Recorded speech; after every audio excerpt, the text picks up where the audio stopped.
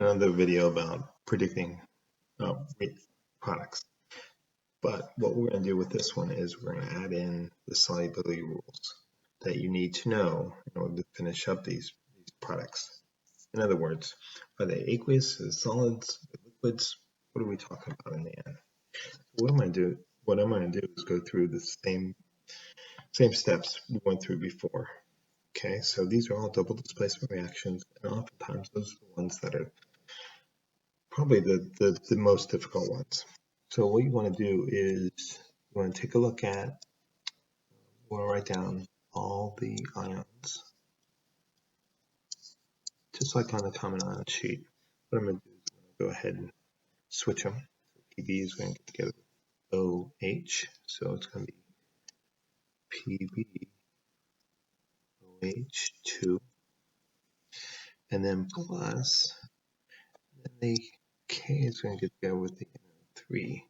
Remember, your cations always go first. So KNO3. Notice my charges matched up with KNO3. Then I'm going to balance it. I'm going to go ahead and say I'm going to need 2 here and 2 here. I'm going through that pretty quickly, only because this is a pretty simple problem. Now the question is, what do I put here? What do I put here? What do I put there? And this is what you do. Go down to solubility rules. Now the ones you need to know are the ones that say always. The ones that say always have no exceptions. Okay, so these are the always soluble ones. So notice there's quite a few of them. So on this one, what I'm going to do is I'm going to look at trying to find the one that's soluble. If you find the one that's soluble, the other one will be a solid, liquid, or gas. So as far as this is concerned, I'm going to look at NO3. Now NO3, notice I say it's always soluble. So always soluble means it's going to be a solid. Ooh, I'm sorry, it's going to be AQ. Always soluble is AQ.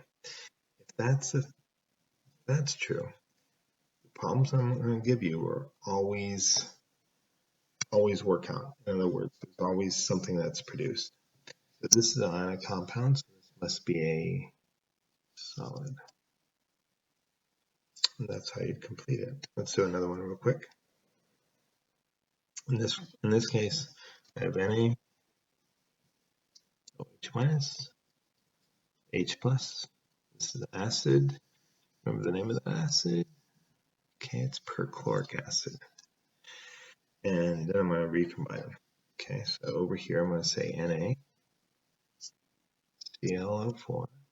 This one's easy because everything have the same charge.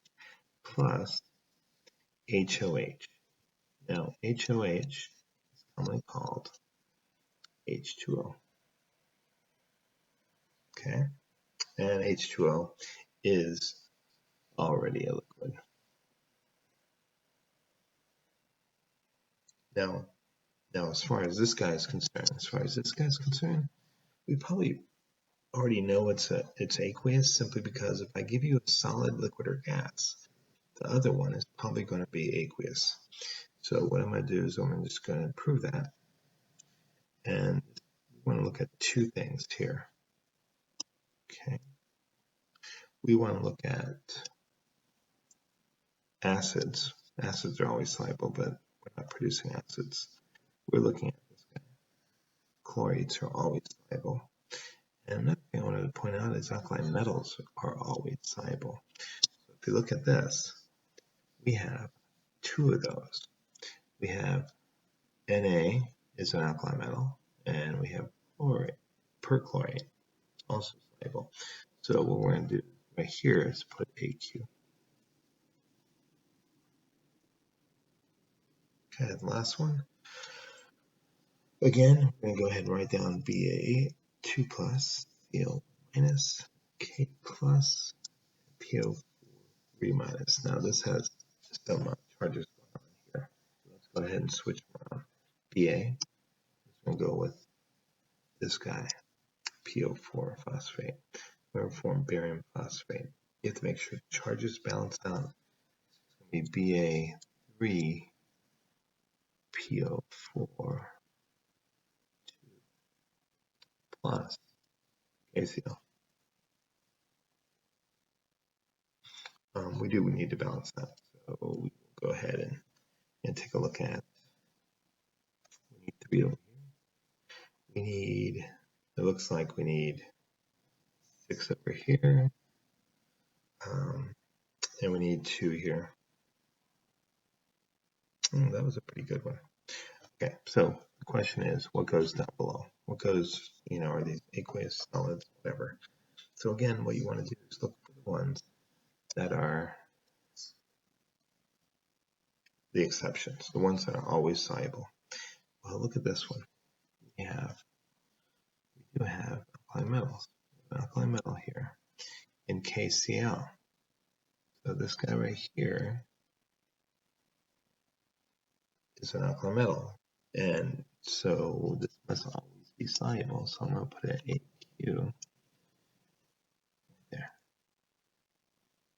Now phosphate must be a solid, liquid, or gas. Well, it's not a compound, so it's going to be a solid. Okay, let's see what we have here. That's pretty much it. That's what you have to do with the balancing and predicting worksheet that you have. So make sure you have the solubility rules up and in front of you when you do this worksheet.